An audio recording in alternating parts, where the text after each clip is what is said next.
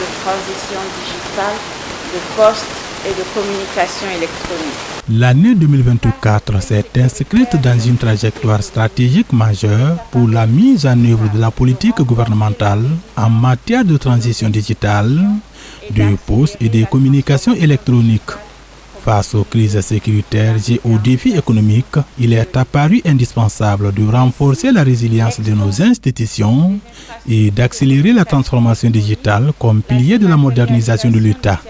Ainsi, l'extension des infrastructures de communications électroniques, la matérialisation des services publics, la promotion de l'expertise et de l'inclusion numérique ne sont plus de simples ambitions. Elles sont des réponses concrètes aux attentes des populations en quête de services de qualité et accessibles.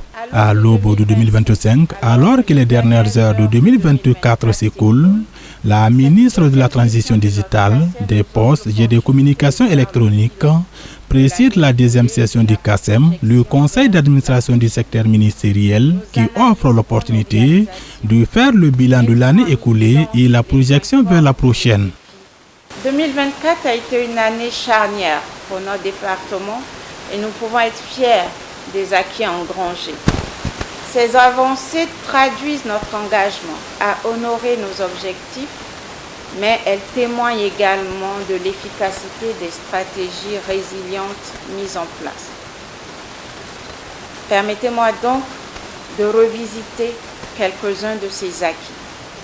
Au niveau du programme Développement d'infrastructures de communication électronique, on peut noter l'extension des réseaux de communication électronique dans 44 nouvelles localités en zone blanche sur financement du Fonds pour l'accès et le service universel, FASU, et l'engagement des travaux dans 138 autres localités identifiées qui sont en cours de réalisation. La tenue des conclaves et assises nationales sur la connectivité et la régulation en vue d'améliorer, de concert avec toutes les parties prenantes, la qualité des services de communication électronique. La poursuite de la réhabilitation et du renforcement du réseau de l'administration, le RESINA, ainsi qu'un audit global de cette importante infrastructure. Le rétablissement de la connectivité via le RESINA dans 8 villes et l'interconnexion de 71 structures publiques à ce réseau. Le démarrage des travaux de construction de mini-data centers pour le renforcement des capacités d'hébergement et le stockage de données au niveau national. Pour le programme La deuxième session ordinaire du CACEM de l'année 2024 ne marque pas la fin des ambitions, mais plutôt le début d'une nouvelle phase de transformation digitale. Pour 2025, les priorités stratégiques claires seront définies afin de consolider les acquis de 2024 et intensifier l'intervention pour plus d'impact.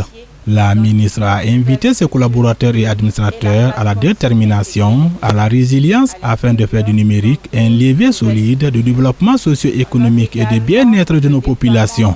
Je vous invite à renforcer l'esprit de synergie entre les différentes structures, à intensifier la collaboration avec les partenaires et à maintenir l'engagement orienté sur les résultats.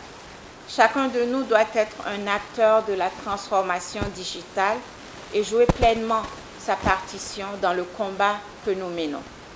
Aussi, je réaffirme mon engagement personnel et celui de tout le ministère à œuvrer sans relâche pour un Burkina Faso plus connecté, plus innovant et plus inclusif. Paix au Burkina Faso. Nous évaluerons sans complaisance les insuffisances qui ont émaillé notre action afin d'identifier les axes d'amélioration. Également, nous définirons ensemble une feuille de route ambitieuse pour relever les défis nombreux de 2025. Notre ambition pour cette nouvelle année est d'intensifier nos actions, renforcer notre impact et optimiser nos interventions, a affirmé la ministre de la Transition digitale, des Postes et des Communications électroniques.